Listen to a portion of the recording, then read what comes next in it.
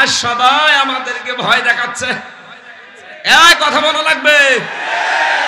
আমি ডিপলি নিচে যেতে পারছি না, ইঙ্গিত দিলাম তামাম দুনিয়া আমাদেরকে ভয় দেখায়। অথচ ভয় পাওয়া দরকার ওদের। ওরা আল্লাহর সাথে শিরিক করে ভয় পায় না, আর আমরা আল্লাহর একত্ববাদ প্রচার করে ভয় পাবো কোন কারণে? ভয় তো পাওয়া দরকার ওদের। কারণ আল্লাহ যদি আপনাকে দায়িত্ব থেকে ছেড়ে দেয়, এই রক্তের ভেতরে বিজ্ঞান বলছে প্রায় 5 প্রকার ক্যান্সার হয়। যদি একটা লাগিয়ে দেয় 14 বংশ বিক্রি করে একটা ঔষধের পয়সা হবে না। আর আপনি তার সাথে শিরিক করবেন, তার আইনগুলো তুলে দিয়ে মানুষের তৈরি করা আইনগুলো দুনিয়ায় কায়েম করার চেষ্টা চালাবেন। আপনার কোনো ভয় নেই। আমি আল্লাহর বিধান কায়েমের কথা বলবো, আমি ভয় পাবো কখনো? আলেম কারা? ওমান আযলামু মিম্মান কাতামা শাহাদাতান ইনদাহু মিনাল্লাহ। সূরা বাকারা প্রথম নাম্বার পারার 20 নাম্বার পৃষ্ঠা 13 নাম্বার লাইনের 140 নাম্বার আয়াতের মাঝের অংশে আছে। আল্লাহ বলেন, তোমরা আলেম মনে করো। আযলাম ইসমে তাফজিল। আমি আল্লাহর ভাষায় সবচাইতে বড় জালেম ওইটা যার কাছে কোরআনের জ্ঞান থাকার পরেও তারা গোপন করে রাখে। আর এই আলেম দিন দিন এখন বাড়তেছে।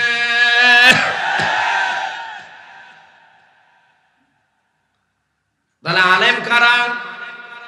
আলেমের সংখ্যায় আমি 3টা কথা পেয়েছি। 1 নম্বরে যারা আল্লাহর কালাম নিয়ে চিন্তা ভাবনা করে।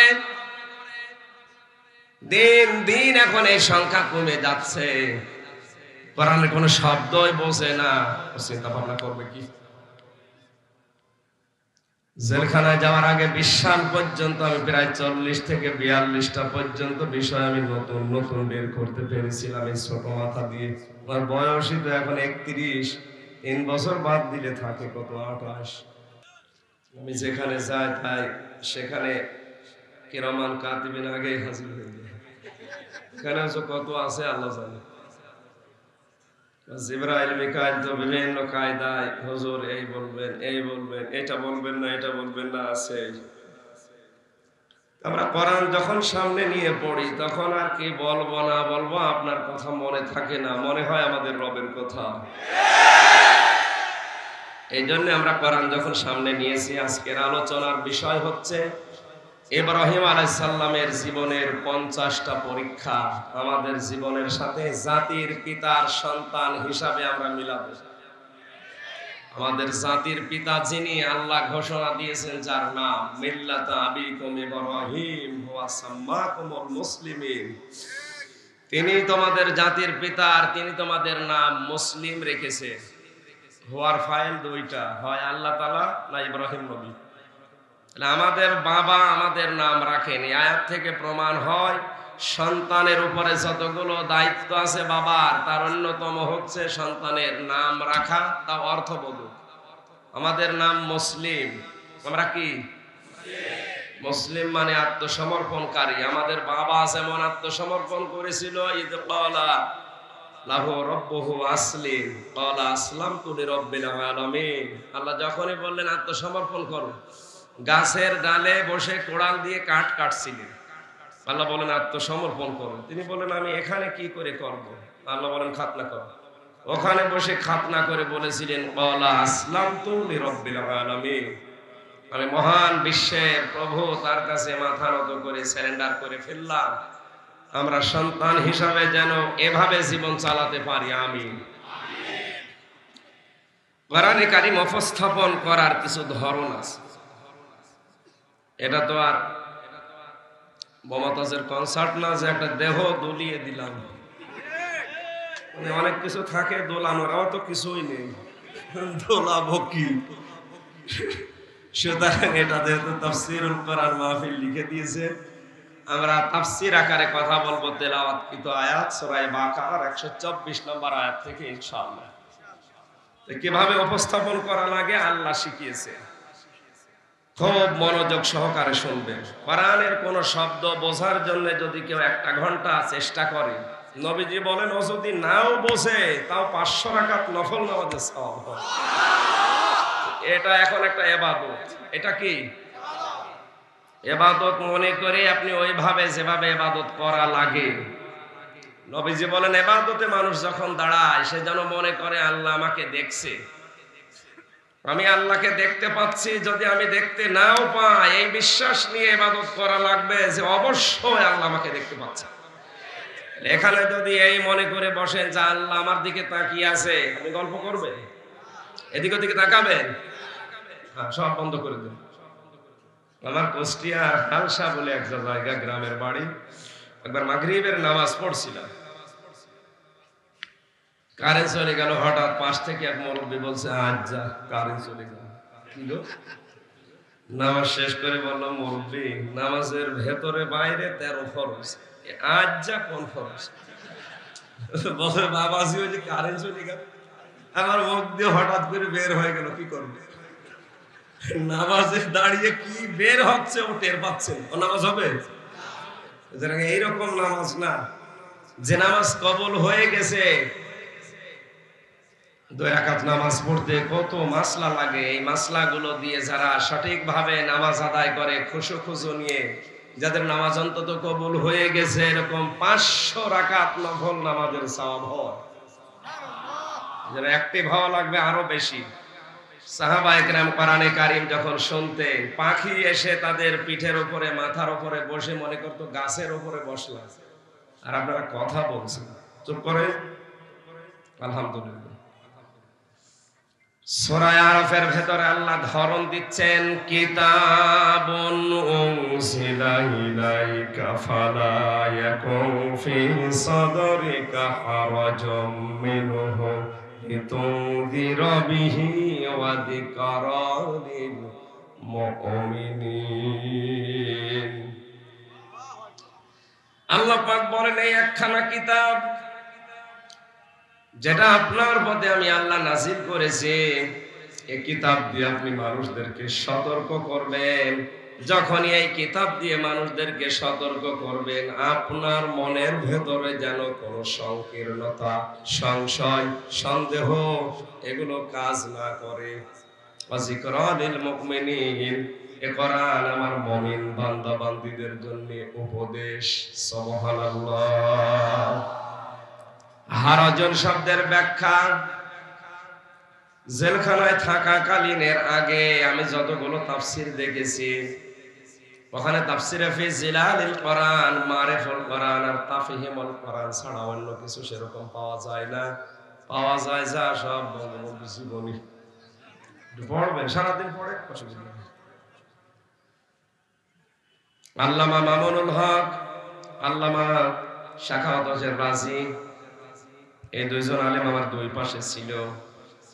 মাঝখানে আমি সারাদিন ওনাদের সাথে থেকে আমি যতটুকু ওনাদের কাছ থেকে পাওয়ার চেষ্টা করেছিলাম, হারাজন শব্দের ব্যাখ্যায় আমি তাফসীর থেকে 2টা বিষয় আমার এই মেধায় নিতে পেরেছি।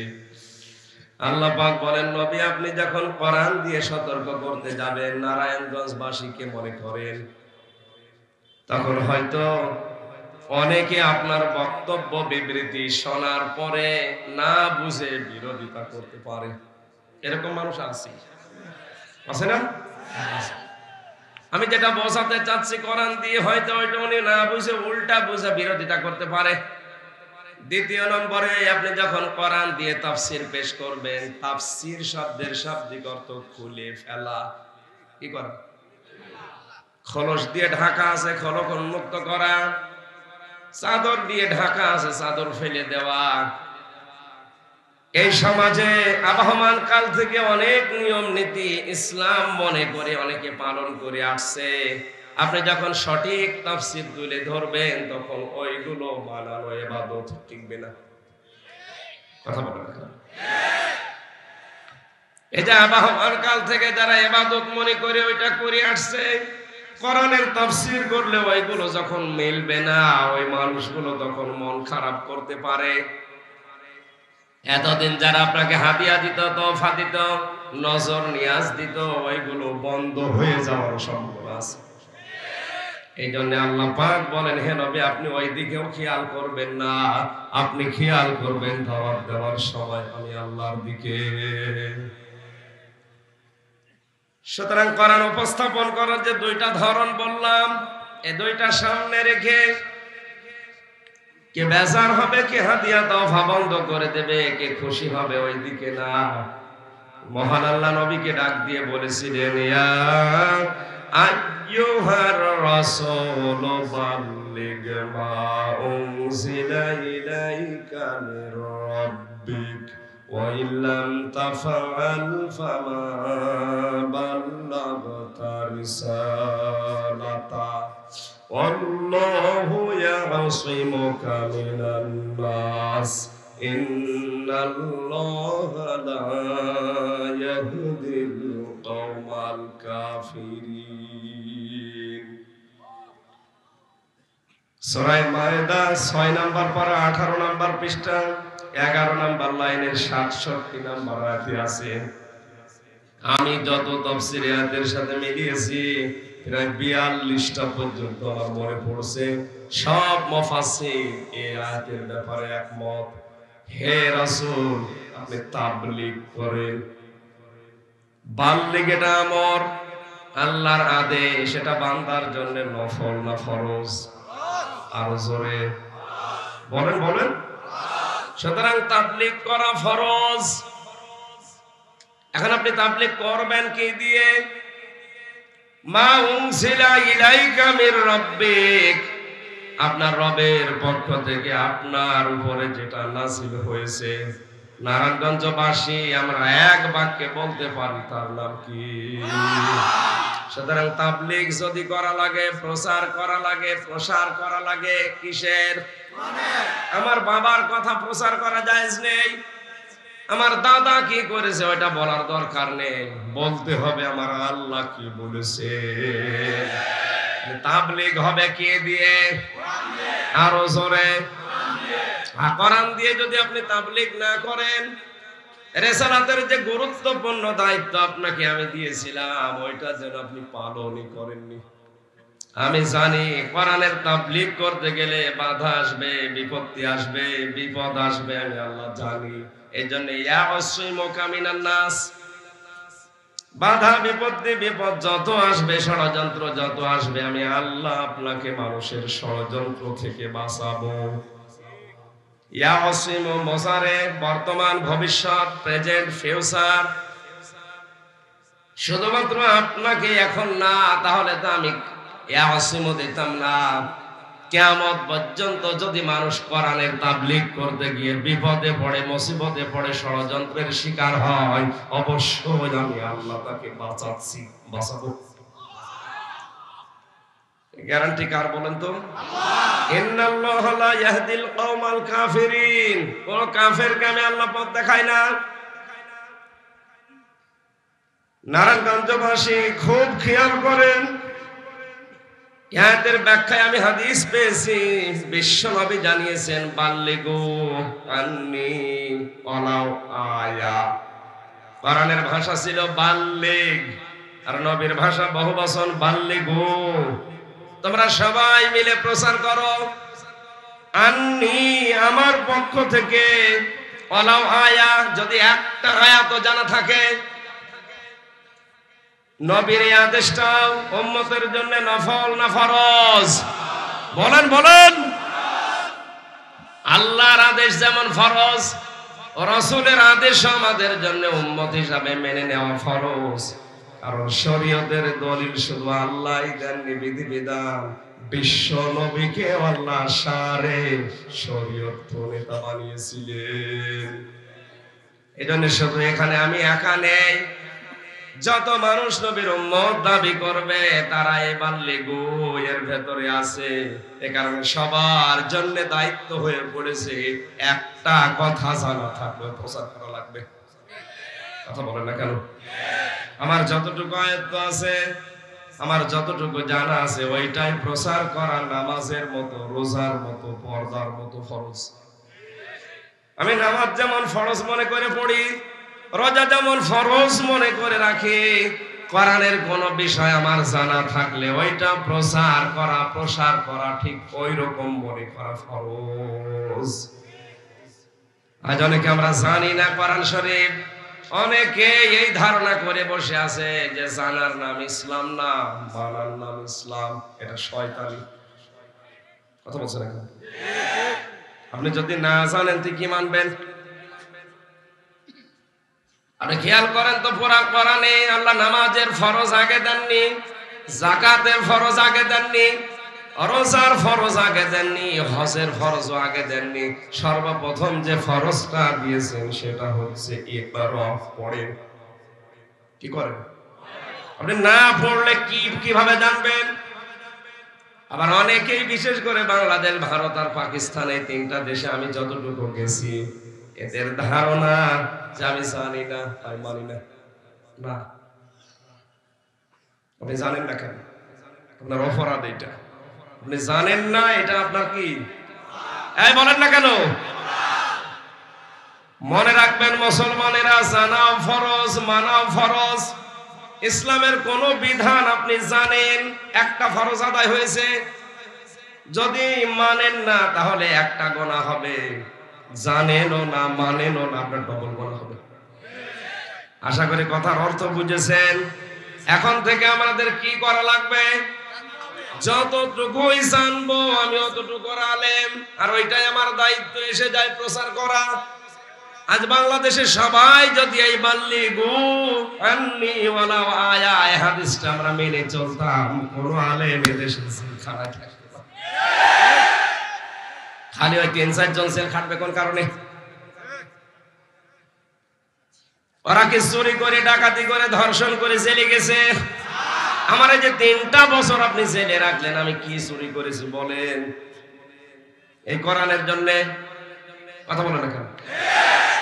ওরা নিজেরাই আবার ফতোয়া দেয়, কত হুজুর কিছু বলে, কয় কিছু তো হয় না। আপনার অত বলার দরকার কি?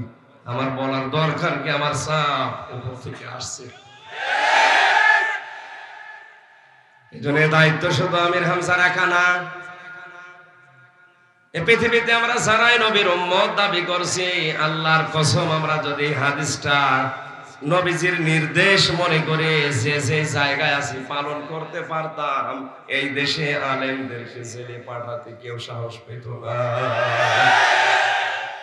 এখন থেকে দায়িত্ব আমরা ফরজ মনে করে পালন করতে রাজি আছে। আপনি সবাই ইখলাস জানেন, ওইটাই প্রচার করেন। আপনি যদি জানেন কুল হুয়াল্লাহু আহাদ, আল্লাহ এক, এটাই প্রচার করেন।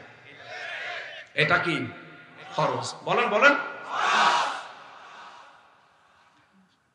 আলেমদের সম্মান প্রথমে আমি এমনিতেই কামনা করি নাই। কোরআনে কারীম জানিয়েছে, ইন্নামা ইয়াখশাল্লাহা মিন ইবাদিহিল উলামা। সূরা ফাতির 22 নম্বর পারার 16 নম্বর পৃষ্ঠার 13 নম্বর লাইনের 28 নম্বর আয়াত। এটা আল্লাহ পাক বলেন, পৃথিবীতে যত বান্দা বান্দি আছে এর ভেতরে আলেম যারা, তারা আমি আল্লাহকে সবচেয়ে বেশি ভয় করে। যেহেতু এনাদের সম্মান আমি কামনা করলাম, এখন এই আলেম কারা? আলেম কারা? এই কথা আমির হামজা বলবে। কথা বলেন না। আমরা অনেকেই মনে করে নামের আগে মাওলানা, মুফতি, হাফেজ লিখা থাকলে এটা আলেম না। আলেম কারা? ওমান আসলামু মিম্মান কাতামা শাহাদাতান ইনদাহু মিনাল্লাহ। সূরা বাকারা 1 নম্বর পারার 20 নম্বর পৃষ্ঠার 13 নম্বর লাইনের 140 নম্বর আয়াতের মাঝের অংশে আছে। আল্লাহ বলেন, তোমরা আলেম মনে করো। আসলাম ইসমে তাফজিল, আমি আল্লাহর ভাষায় সবচাইতে বড় জালেম ওইটা যার কাছে কোরআনের জ্ঞান থাকার পরেও তারা গোপন করে রাখে। আর এই আলেম দিন দিন এখন বাড়তেছে।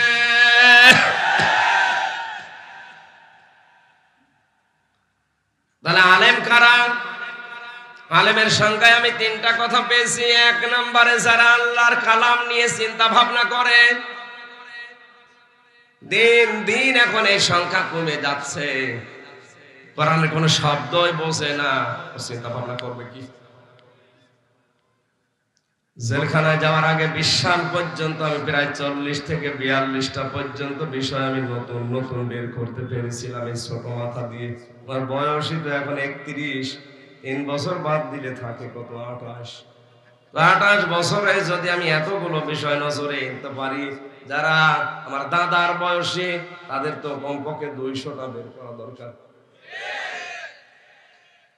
অধিকাংশ আলেমের নাম নিয়ে শুধু ভরে আর পান। আলেমদের বিরুদ্ধে না, পৃথিবীর প্রতিটা বড় পেট ছিল ছোট। আপনি নবীর ওয়ারিস, আপনার বুক নেই, শুধু পেট। দেওয়ানবাগের যে হুজুর, আমার মনে হয় মহিলারা ওরা যদি দেখে এতে লজ্জা পাবে, বলবে আল্লাহ সন্তান হয় আমাদের আর পেট হয় এর। আখেরি পেট, ভড়ি এত বড়, উকুন মারা যায় ভড়ির উপর। না না, আলেমদের কাজ গবেষণা করা। হ্যাঁ, দায়িত্বে যারা আছেন, আমাদের মাননীয় প্রধানমন্ত্রী যে 564টা মসজিদ বানিয়েছে, মডেল মসজিদ, এখানে গবেষণাগার ও নতুন নতুন খুলছে। দায়িত্ব আমাদের এখন নেওয়া লাগবে, এখানে বসে যেন কোরআনের নতুন নতুন বিষয় আমরা জাতিকে উপহার দিতে পারি। ধন্যবাদ জানাই তাকে এই কাজটা অন্তত বাংলাদেশে করার জন্য। এদেশে লালন ইনস্টিটিউট তৈরি হয়, লালন গবেষণাগার তৈরি হয়। আমার বাড়ি লালনের পাশে, আমি দেখেছি কত মন কাঁচা খেয়েছে এই নিয়ে গবেষণা।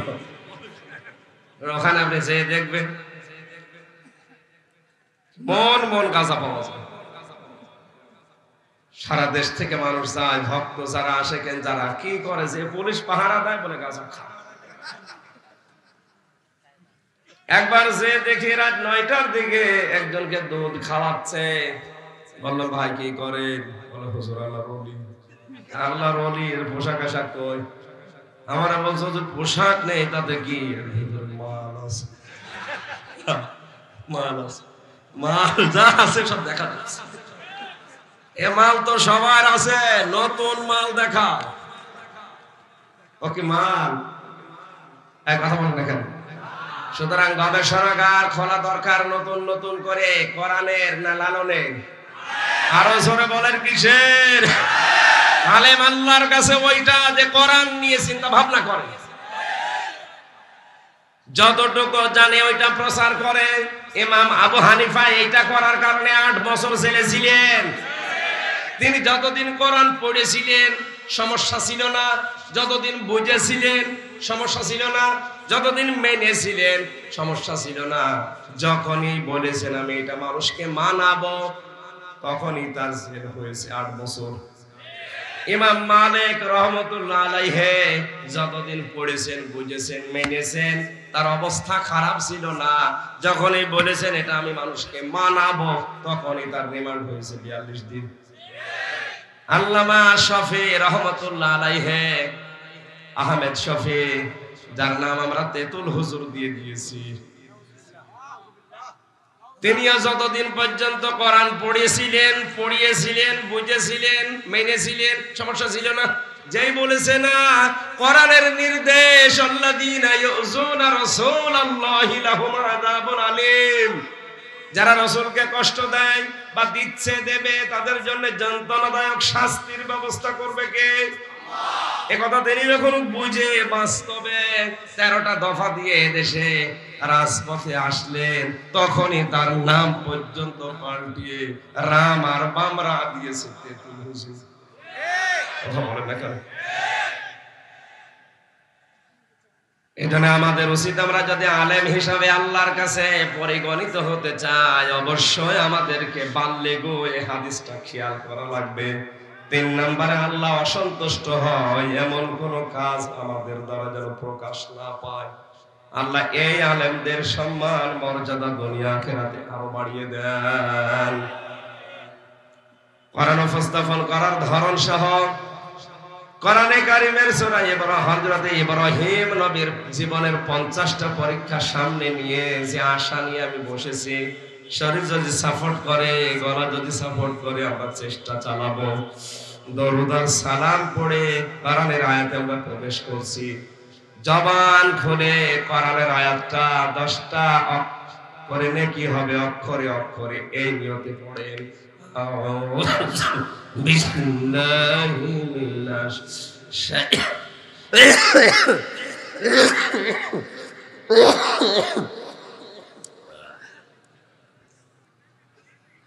কিছু লাগবে না ভাই, অন্তত যে কায়দায় পড়লেন শয়তান আশপাশ থাকলে যাবে তো। জবান খুলে পড়ে না, আউযু বিল্লাহি মিনাশ শাইতানির রাজিম। বিসমিল্লাহির রহমানির রহিম।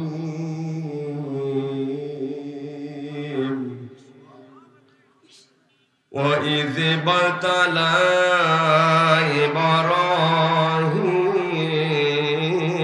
رَبُّهُ بِكَلِمَاتٍ فَأَتَمَّهُنَّ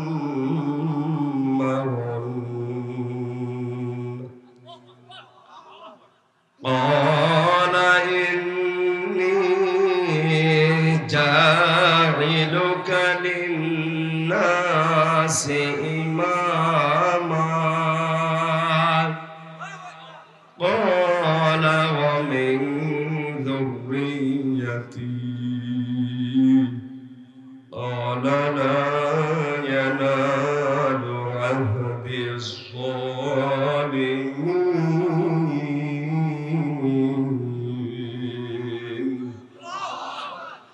صدقت يا ربنا হিরক তুমি সত্য বলেছো। সূরা বাকারা 286টা আয়াত আছে, 40টা রুকু আছে, মাত্র একটা আয়াত আমরা পড়েছি। আমার এই মেধার ভেতরে আল্লাহ আয়াত সম্পর্কে যত তথ্য দিয়েছে আমি চেষ্টা চালাবো ডেলিভারি দেওয়ার। আল্লাহ পাক বলেন, স্মরণ করেন হে নবী ওই সময়ের কথা যখন আমার নবী ইব্রাহিম আলাইহিস সালামকে আমি আল্লাহ পরীক্ষা নিয়েছিলাম। এই যে পরীক্ষা, সিলেবাসের দিকে তাকান, এই শব্দটা কিন্তু এখন যারা দায়িত্বে আছে এরা তুলে দিতে চাচ্ছে। এখন যে সিস্টেম গুলো দিয়ে সিলেবাস বানানো হচ্ছে, পরীক্ষা এখন আর সামনে লাগবে না। অথচ পরীক্ষা দেওয়া ছাড়া উপরে ওঠা পৃথিবীর কোন নিয়মে সম্ভব না। আপনি যদি পরীক্ষা না দেন 4 থেকে 5-এ উঠতে পারবেন? আরো জোরে। এই সিস্টেম করে আপনি জাতিকে কোন দিকে নিয়ে যাচ্ছেন? এই জাতিকে উপরে তুলতে হলে জীবনে প্রতি পদে পদে ইব্রাহিম নবীর মতো পরীক্ষা দেওয়া লাগবে। আর সেই সিস্টেম গুলো এখন তুলে দিয়ে এমন এমন জিনিস লাগানো হচ্ছে, ডিম ভাজা শেখায়, ব্যাঙের নাচ শেখায়। আশ্চর্য লাগে এগুলো দেখি। আল্লাহ পাক বলেন আমার নবী ইব্রাহিম আলাইহিস সালামকে আমি জীবনে প্রতি পদে পদে পরীক্ষা করেছিলাম। وَلَنَبْلُوَنَّكُمْ بِشَيْءٍ مِّنَ الْخَوْفِ وَالْجُوعِ وَنَقْصٍ مِّنَ الْأَمْوَالِ وَالْأَنفُسِ وَالثَّمَرَاتِ وَبَشِّرِ الصَّابِرِينَ। সূরা বাকারার 155 নম্বর আয়াতে আছে আল্লাহ পাক বলেন অবশ্যই অবশ্যই, লামে তাকিদ নুনে সাকিলা, গ্যারান্টি দিয়ে বললাম অবশ্যই আমি তোমাদেরকে পরীক্ষা করব। পরীক্ষা করব তোমাদের শাইইন মিনাল খাউফি, ভয় দিয়ে। আর সবাই আমাদেরকে ভয় দেখাচ্ছে, এই কথা মনে লাগবে। আমি ডিপলি নিচে যেতে পারছি না, ইঙ্গিত দিলাম তামাম দুনিয়া আমাদেরকে ভয় দেখায়। অথচ ভয় পাওয়া দরকার ওদের। ওরা আল্লাহর সাথে শিরিক করে ভয় পায় না, আর আমরা আল্লাহর একত্ববাদ প্রচার করে ভয় পাবো কোন কারণে? ভয় তো পাওয়া দরকার ওদের। কারণ আল্লাহ যদি আপনাকে দায়িত্ব থেকে ছেড়ে দেয়, এই রক্তের ভেতরে বিজ্ঞান বলছে প্রায় 5 প্রকার ক্যান্সার হয়। যদি একটা লাগিয়ে দেয় 14 বংশ বিক্রি করে একটা ঔষধের পয়সা হবে না। আর আপনি তার সাথে শিরিক করবেন, তার আইনগুলো তুলে দিয়ে মানুষের তৈরি করা আইনগুলো দুনিয়ায় কায়েম করার চেষ্টা চালাবেন। আপনার কোনো ভয় নেই। আমি আল্লাহর বিধান কায়েমের কথা বলবো, আমি ভয় পাবো কখনো? আর সবাই আমাদেরকে ভয় দেখাচ্ছে। রিমান্ডে যে কত ভয় দেখিয়েছে 10টা দিনে আমাকে, শেষ পর্যন্ত আমার এই অফারও দিয়েছিল, আমরা যা বলতে বলি যদি না বলে আপনার বউ তুলে নেন। কি ভয় বলেন তো। মোবাইলটা দেখে বলছিল, হুজুর পূর্ণিমার ছবি কোথায় পেলেন?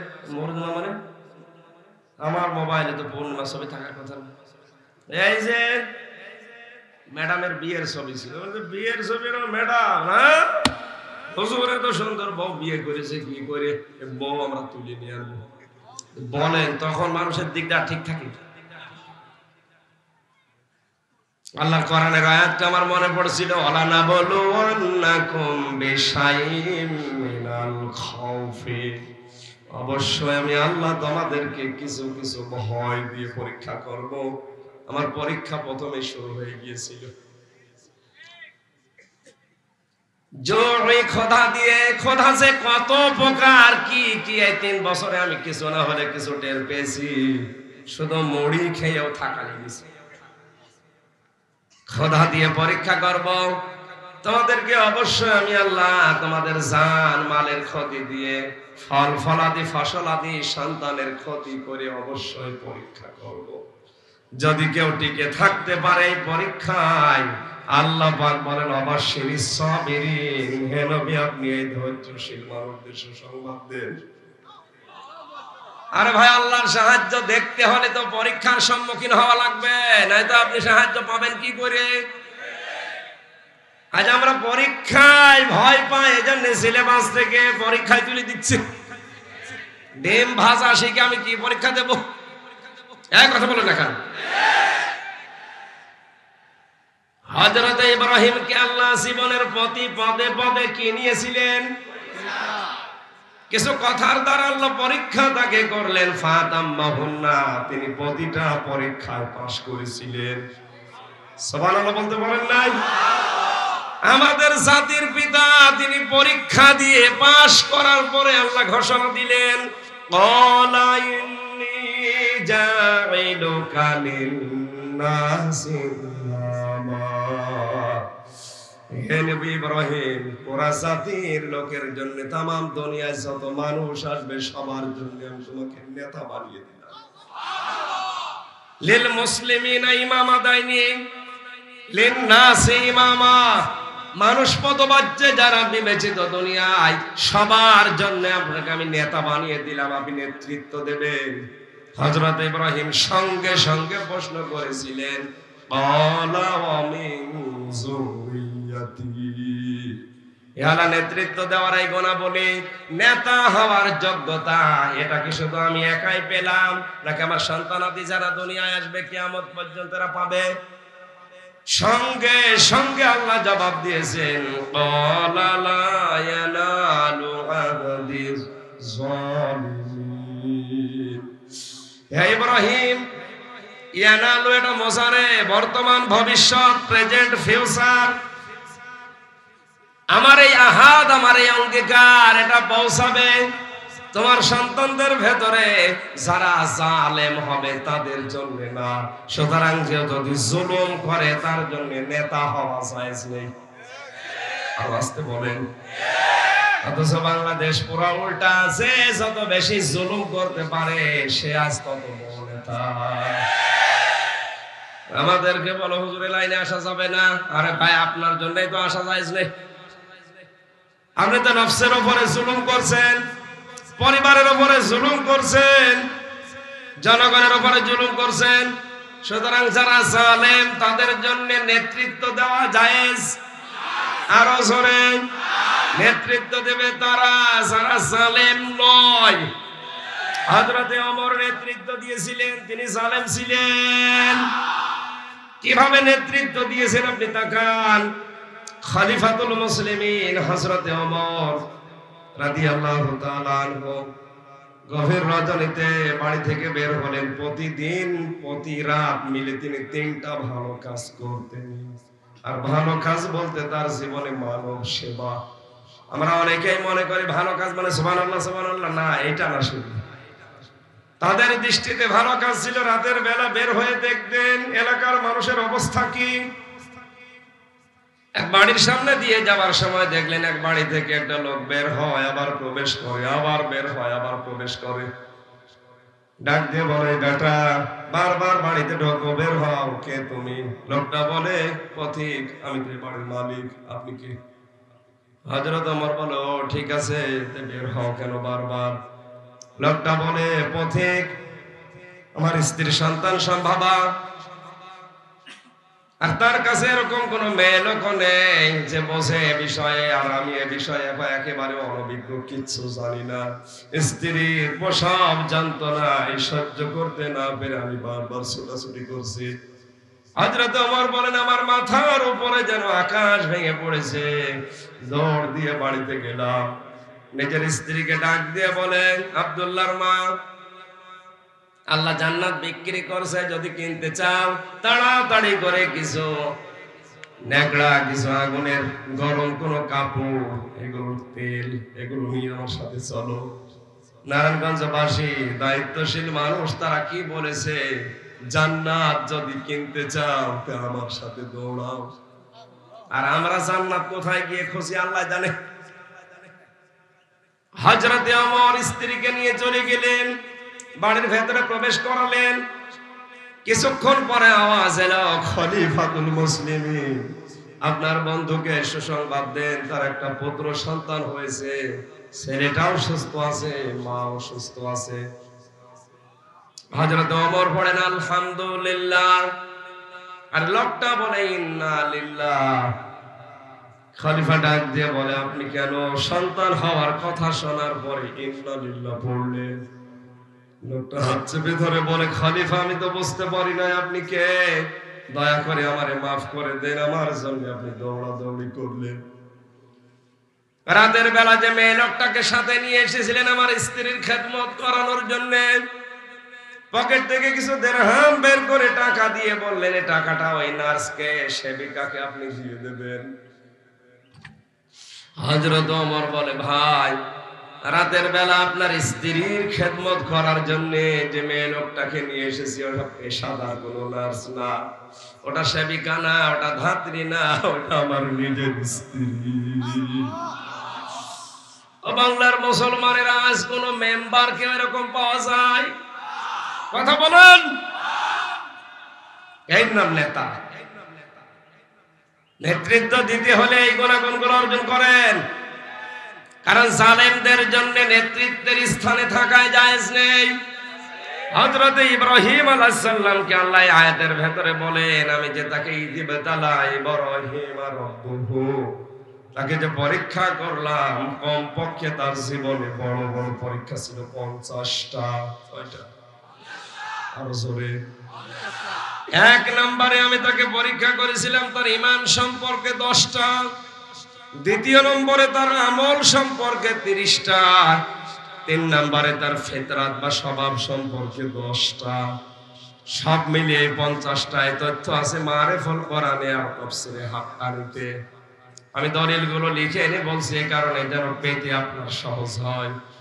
হযরত ইব্রাহিম নবী আলাইহিস সালামকে আল্লাহ প্রথমেই পরীক্ষা দিয়েছিলেন, তিনি তারকা, চন্দ্র এবং সূর্যের দ্বারা পরীক্ষিত হয়েছিলেন। বিস্তারিত যেহেতু 12টা পর্যন্ত বলার, আমার গলা তো এখন ব্যথা হয়েছে, আমার সাফাটা করবে না শরীরের জন্য তাড়াতাড়ি করে তথ্যগুলো আগে বলি নেই।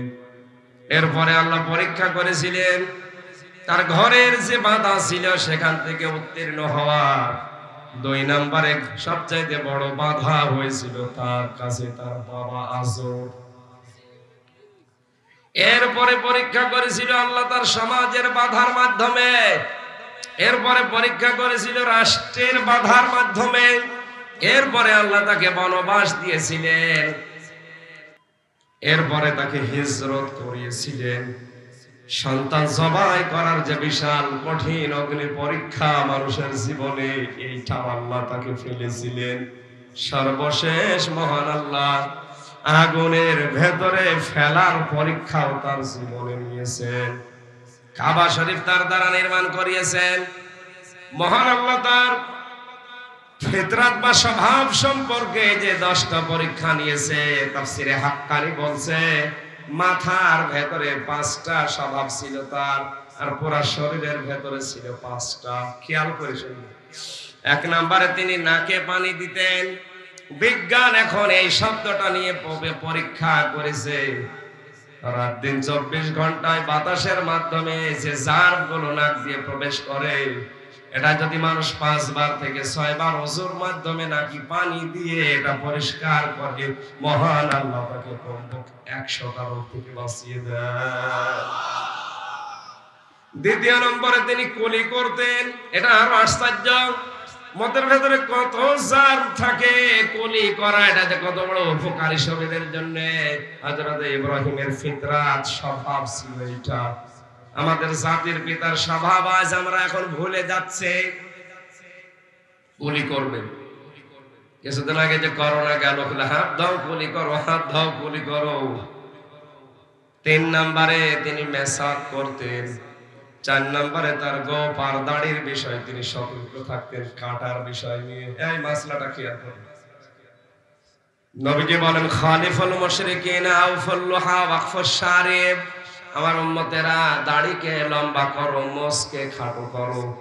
মোছ একেবারে চেঁচে ফেলা ঠিক না, এটা মাকরুহ। যদি অবস্থা না থাকে তখন চেষ্টা পাবে, পরিবেশ যদি না থাকে ছোট ছোট করে রাখার। আর দাড়ি হচ্ছে এই জায়গাটা, এটা দাড়ির অংশ না। এটা আলেমদের মতভেদ আছে, কেউ যদি না রাখতে চান এই জায়গাটা অসুবিধা নেই। মাওলানা মনসুর ইসলাম আফেন্দি বহু আলেমের সাথে প্রায় ৭৬ জন আলেম আমরা এক জায়গায় ছিলাম। ওনারা বড় বড় হাক্কানি আলেম। ওনারা বলতো যে এই আলেমদের মতভেদ অনুযায়ী এইটা দাড়ির অংশ না, এই যে এইটা যদি রাখতে চান, যদি পুরুষ পুরুষ মনে হয় রাখেন, সৌন্দর্য বৃদ্ধি করার জন্য এটুকু কাটা যায়। দাড়ি হচ্ছে এই শক্ত জায়গাটুকু। কথা বুঝতেছেন? দাড়ি কোনটুকু? এই শক্ত জায়গাটুকু। কিন্তু 1 মুষ্টি রাখা লাগবে। 1 মুষ্টির আগে যদি কেউ কাটে ছাটে হারাম হবে। যদি এর পরে আপনি সৌন্দর্যের জন্য কেটে ছেটে বাদ দিয়ে দেন 1 মুষ্টির পরে যায়, আমার তো মনে হয় কিয়ামতের আগে 1 মুষ্টি হবে না। আমার দাড়ি, আমার বংশে দাড়ি উঠতে চাইবে। এরপরে তিনি তৈল ব্যবহার করতেন। এটা আজ ফ্যাশনের কারণে অনেকেই বাদ দিয়ে দিচ্ছে। অর্ধেক বয়স আসতে আসতে মাথা হয়ে যাচ্ছে এয়ারপোর্ট। অথচ বিশ্ব নবী মরণের আগ পর্যন্ত তার মাথায় যে চুল ছিল, উনি তৈল ব্যবহার করতেন জয়তুনের। জোরে বলেন সুবহানাল্লাহ। এরপরে হযরত ইব্রাহিম আলাইহিস সালামের এই শরীরের ভেতরে ফিতরাত, তার স্বভাব ছিল, তিনি খতনা করেছিলেন। আজ এইটাকে অনেকে অনুষ্ঠান করার মাধ্যমে দেরি করে ফেলে। 20 বছর ছেলের বয়স, মুসলমানে দেয় না। কি চাচা, এত বড় ছেলে মুসলমানে দেননি, টাকা পাবো কোথায়? ছেলেরও টাকা নেই, আমারও টাকা নেই। একটা ছেলে মুসলমানে দিতে কয় টাকা লাগে? 500 টাকা দিলে গোড়া থেকে কিনে বাদ দিয়ে দেবে। 100 টাকা দিলে আঁকা কিনে 500। ওর তো ওই ধান্দা না, মুসলমানে দিয়ে অনুষ্ঠানই করবে আর টাকা তুলবে না। এসেলা এসব নেই, নিজের টাকা নেই। এই জন্য ব্র্যাক থেকে, এনজিও থেকে 50,000 টাকা লোন নিয়ে 3 দিন মাইকিং করছে। আমার 20 বছরের তাগড়া ছেলে মুসলমান। শেষে টাকা পয়সাও কম ওঠে না, ভালো উঠেছে। 4 দোকানে বসে গপে হাসতেছে। লোকজন বলে, চাচা এত খুশি? বাবাজি জানতাম না যে ব্যবসায় এত লাভ। মনে হচ্ছে মুসলমানি আমি আরেকবার দিই। কি ব্যবসা পেয়েছি, এটা হলো মুসলমানি। ইসলামের কোন বিধানকে কেউ যদি ঠাট্টা বিদ্রুপ ফ্যাশন হিসাবে গ্রহণ করে, সঙ্গে সঙ্গে ঈমান নষ্ট হয়ে যায়। এটা সূরা আরাফ 8 নম্বর পারার 15 নম্বর পৃষ্ঠার 15 নম্বর লাইনে আছে, 51 নম্বর আয়াত। আল্লাযীনা তাখাযু দীনাহুম লাহওয়া ওয়া লাইবা ওয়া গাররাতুহুমুল হায়াতুদ দুনিয়া। দলিলগুলো লম্বা করে আমি বলতে পারছি না, তাফসীরে যাব তো কষ্ট হচ্ছে আপনাদের। এরপরে নাভির নিচের লোম 40 দিনের আগে পরিষ্কার করাই লাগবে। ঢেলা কলুপ ব্যবহার করা লাগবে, নখ কাটা লাগবে, বগল পরিষ্কার করা লাগবে। হযরত ইব্রাহিম আলাইহিস সালামের এই ফিতরাত সম্পর্কে যে তথ্যগুলো আমি কিছু না কিছু পেয়েছি, এবার আমি ব্যাখ্যায় যাচ্ছি। ঈমান সম্পর্কে তাকে যে 10টা পরীক্ষা নিয়েছিলেন তিনি বাধা পেয়েছিলেন। এজন্য ঈমানদারকে আল্লাহ বিনা পরীক্ষায় কিছু দেন না। আলিফ লাম মিম আহাসিবান নাসু আন ইউতরাকু আইয়াকুলু আমান্না ওয়া হুম লা ইফতানুন। জোরে বলেন আল্লাহু আকবার। আল্লাহ পাক বলেন, মানুষ কি ধারণা করে, মনে করে যে এমনি এমনি তারা ছাড় পেয়ে যাবে, ঈমান এনেছে কথা বললে তাদেরকে ছেড়ে দেব? কখনোই না। অবশ্যই আমি আল্লাহ তাদেরকে পরীক্ষা করব। সুতরাং এই দুনিয়াতে ইসলামের উপরে টিকে থাকতে গিয়ে যার যত বেশি পরীক্ষা আসবে তার মর্যাদা আল্লাহর কাছে তত বেশি। আজ ঈমানের উপরে টিকে থাকতে গিয়ে হক পথে চলার কারণে যে সমস্ত আলেমগুলো অন্ধপ্রকোষ্ঠে পড়ে আছে, তার একবার সুবহানাল্লাহ আর আমির হামজার 100 বার সুবহানাল্লাহ।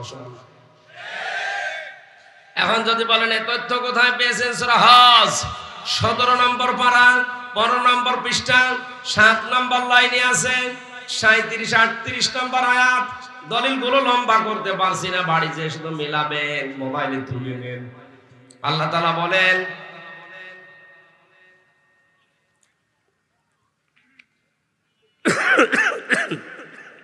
আল্লাহ শরীরটা যেন সাপোর্ট করে। الذين إذا ذكر الله وجلت قلوبهم والصابرين على ما أصابهم والمقيم الصلاة ومما رزقناهم ينفقون। আল্লাহ পাক এখানে 4টা কথা লাগিয়েছেন, খুব ভালো করে শুনবেন। অনেকের হয়তো কথা শোনার পরে ধারণা আসছিল, কি বললো যে যারা অত্যাচারিত, নির্যাতিত, যারা পরীক্ষায় আছে তাদের একবার সুবহানাল্লাহ আর আমি বসে বসে আরামে বলি গাছতলায় বসে সুবহানাল্লাহ 100 বার সমান হবে। হ্যাঁ, কেন হবে? আল্লাযীনা ইযা যুকিরাল্লাহ, যখন তাদের সামনে আল্লাহর নাম উচ্চারণ হয়, ওয়াজিলাত কুলুবুহুম, তাদের অন্তরাত্মা কেঁপে ওঠে, ওয়াসসাবিরিনা আলা মা আসাবাহুম, তারা ধৈর্য ধারণ করে তাদের উপরে আপতিত বিপদে। আপনার উপরে বিপদই নেই, আপনি আরামে টাকা পান, খান, সুবহানাল্লাহ পড়েন।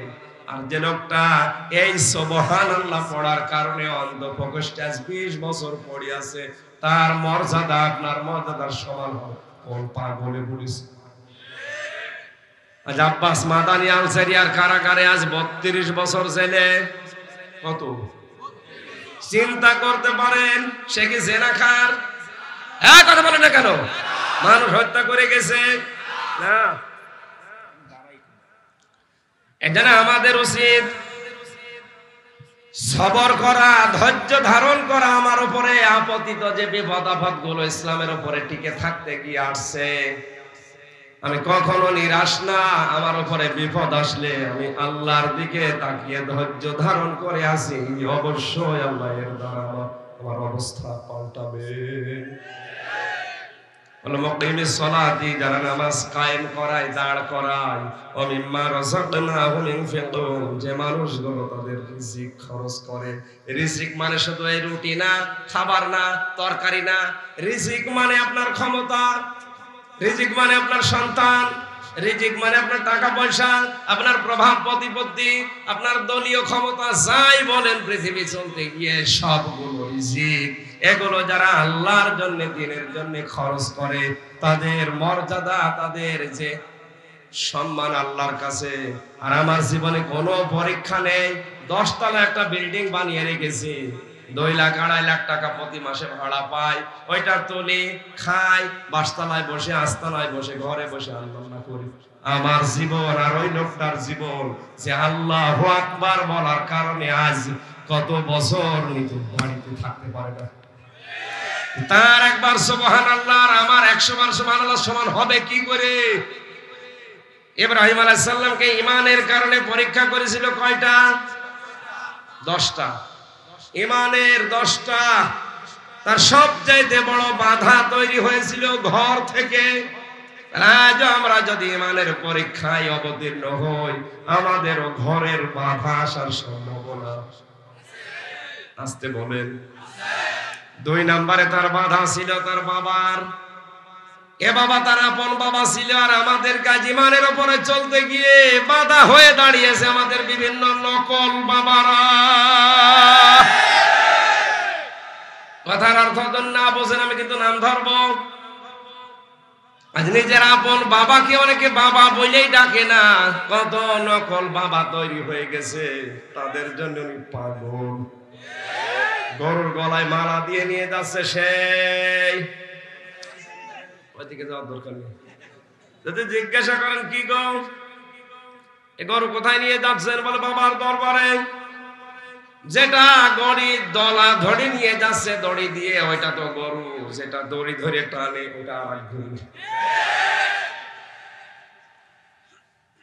জেলে যাওয়ার আগে 20 সালে মাহফিলে রাজবাড়িতে এটা অনুষ্ঠানে বাবার উপরে কথা বলছিলাম। সূরা বাকারার 215 নম্বর আয়াত থেকে। যিনি সভাপতি ছিল উনি ওই দরবারে 1 ট্রাক করে গরু দিত। বাবার এই বিশাল 8টা বর্ণনা দিয়েছিলাম। শোনার পরে বলছো হুজুর এতদিন মনে করতাম বাবাই রব, বাবা সব। আর এখন দেখছি চিটার। আগামী বছর থেকে 1 ট্রাক গরু দেওয়া তো দূরের কথা, এই গরু কিনতে যা লাগে এই টাকা দিয়ে তাফসীর মাফি করব। আপনি খরচ করবেন কোন জায়গায়? এই তালিকা দিয়েছেন আল্লাহ নিজে কোরআনে। আল্লাহর তালিকা আজ ভুলে গিয়ে নিজের আপন বাবা বাদ দিয়ে কত নকল বাবার পেছনে মানুষ ঘুরছে। কোরআনে আল্লাহ যে বাবার নাম দিয়েছেন ওটা নকল বাবা না আসল বাবা? ও নারায়ণগঞ্জবাসী, জীবনে যাই করেন না কেন, সম্মান যদি বৃদ্ধি করতে চান, টাকা পয়সা যদি দুনিয়ায় মালিক হতে চান, আপন বাবার পেছনে থাকেন। এই শীতের রাতে আপন বাবাকে একটা ছাগল কিনে দেয় না, একটা কম্বল একটা চাদর কিনে দেয় না। নকল বাবা নতুন নতুন বের হয়, সেখানে উনি কমলা নিয়ে হাজির হয়ে গেছে। আমার দেশে মানুষের আসলে ইসলাম বোঝে না। أقضى ربك ألا تعبدوا إلا إياه وبالوالدين إحسانا। আমি আল্লাহ ফয়সালা দিলাম। এই খেয়াল করেন, আলেমরা বলছে, আলেমদেরকে এখানে একটা তথ্য আছে। এতদিন যেভাবে শুনেছেন ওইভাবে না। আমি আল্লাহ ফয়সালা দিয়ে দিলাম, দুনিয়ার মানুষ যারা আছে শুধু মুসলমানেরা, পৃথিবীর সব মানুষকে আমি আল্লাহ ওসিয়ত করলাম, নির্দেশ দিলাম, তোমরা মা বাবার সাথে ভালো আচরণ করবা। নামাজ পড়া যেমন ফরজ, মা বাবার সাথে ভালো আচরণ করা ফরজ। মা বাবার আইন মানা ফরজ না। আইন মানা ফরজ কার? মা বাবার আইন মানা ফরজ। এই ভালো করে শুনবেন, মা বাবার আইন মানা ফরজ না, তাদের প্রতি ইহসান করা, তাদের সাথে ভালো ব্যবহার করা ফরজ। আল্লাহ তাআলা ব্যাখ্যা দিচ্ছেন এখানে 5টা। সর্বশেষ ব্যাখ্যাটা একটু আশ্চর্য। আছেন তো আপনারা? আখফিদ লাহুমা জানাহাজ যুল্লি মিনার রাহমা। আল্লাহ বলেন তোর ডানার হাত যেটা আছে, ওয়াকফিদ, খফজুন শব্দের শাব্দিক অর্থ হচ্ছে ডাউন, ফল করা। শুধু ডাউন করা না, ফল করে দেওয়া। আল্লাহ জানাহুন, ডানা শব্দটার এখানে নিয়েছেন। বালাগাত মানতিকের একটা চ্যাপ্টার আছে, এটাকে খেয়াল করেন আলেম যারা, তাদের মাথা ঘুরে যাবে। কেন আল্লাহ পাখির ডানা নিলেন? আমাদের তো কোনো ডানা নেই। আছে? আমাদের কি আছে? তাহলে কেন আদম দিলেন না কেন? তাফসীরে কাবীর মুফাসসির লিখেছেন আল্লাহ কেন আদম না দিয়ে ডানা শব্দটা দিলেন।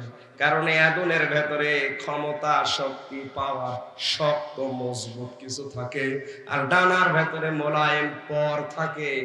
এটা খুব সফট কোমল। কথা বলে দেখেন, পাখির ডানা ধার করেছেন এই জন্যে। পাখি যখন ডানাটা ডাউন করার পরে ফল করে দেয়, আল্লাহ বিমানের ডানা, হেলিকপ্টারের ডানা দিলেন না, কারণ ওর ডানা ডাউন হয় কিন্তু ফল হয় না, ফল হলে উড়বে না। আর পাখির ডানাগুলো এভাবে আল্লাহ দেওয়ার পরে দেখবেন এইভাবে চলে যায়, বাচ্চাগুলো ওর নিচে, এই পরের নিচে পড়ে একটা অনির্বচন সুখ অনুভব করে। আল্লাহ তাআলা মানুষকে বোঝাতে চায়, বান্দা বান্দিরা, তোর মা বাবা যখন শেষ বয়সে এসে যাবে, অন্তত সে যেন মনে করে আমার হামজা থাকতে অন্তত আমার আর কোনো চিন্তা নেই। এক কথা বলে না কেন? এই বাচ্চাগুলো যেমন মায়ের ডানার নিচে, পরের নিচে এই মোলায়েম সফট কোমল এই পাখার নিচে পড়ে, ওরা যেন মনে মনে করে আনন্দ পেয়ে একটা কিচির মিচির আওয়াজ দেয়, একটা অনির্বচন সুখ অনুভব করে, আর মনে মনে ভাবে যে আমাদের আর কেউ দেখতে পাচ্ছে না, কোন সিল শকুন আমাদেরকে ছো মারতে পারবে না, আমার মা আছে।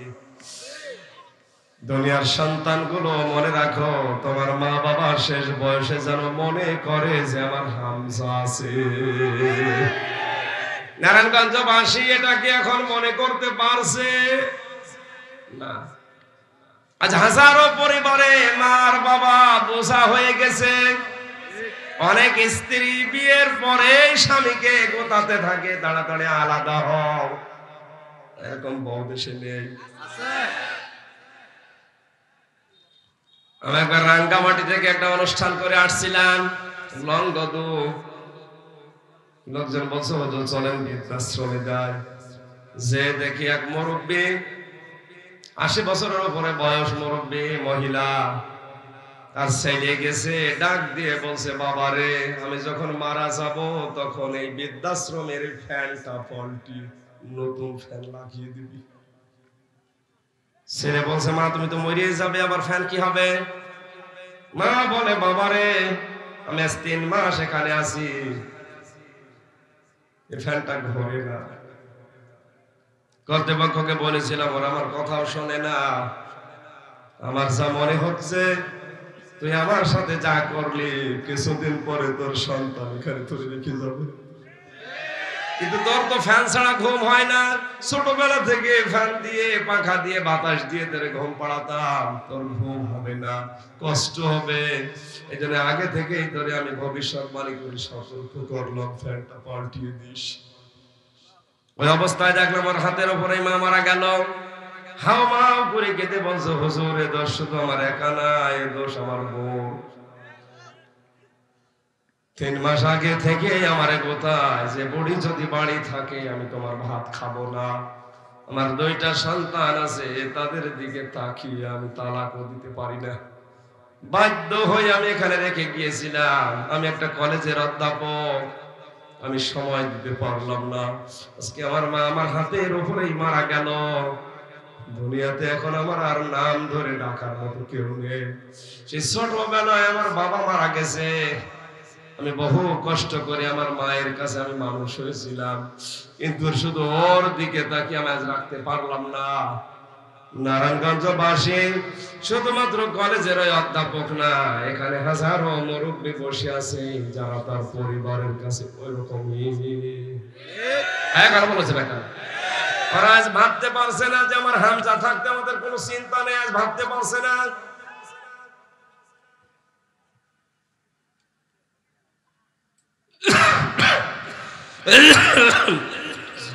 সুবহানাল্লাহ,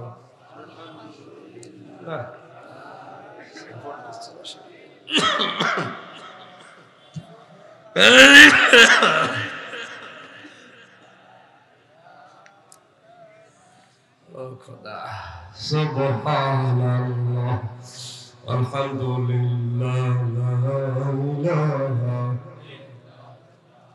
হঠাৎ করে কালকে থেকে টনসিল ফুলে খুব ব্যথা হয়ে গেছে, তো কথা বললে ব্যথাটা বেড়ে যাচ্ছে।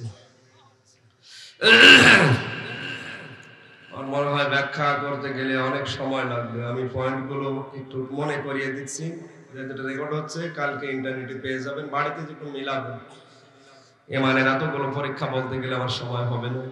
আমল সম্পর্কে আল্লাহ তাকে 30টা পরীক্ষা নিয়েছিলেন। সূরা তাওবার 112 নম্বর আয়াতে 10টা আছে, সূরা মুমিনুনের 1 থেকে 10 নম্বর আয়াতে 10টা আছে, সূরা আহজাবের 35 নম্বর আয়াতে 10টা আছে। বাড়িতে যে মিলাবেন, পড়বেন, অবশ্যই পড়বেন। ফিতরাত সম্পর্কে যে 10টা বললাম, আল্লাহ আমাদেরকে আয়াতটা আমাদের প্র্যাকটিক্যাল লাইফে তুমি আমল করার তৌফিক দিও ইব্রাহিম নবীর মতো। আমিন। শরীর কণ্ঠের দিকে তাকিয়ে আমি শেষ করে মাপ চাচ্ছি। আগামীতে যদি পরিবেশ থাকে আর আমার শরীর সুস্থ থাকে, সাপোর্ট করে ইনশাআল্লাহ বলবো আমি। আগামীতে 9টায় তুলে দেবেন যদি আমি আসি। কয়টায়? 9টা থেকে 11টা, 2 ঘন্টা। বারাকাল্লাহু লানা ওয়া লাকুম। ইনশাআল্লাহ আসবো।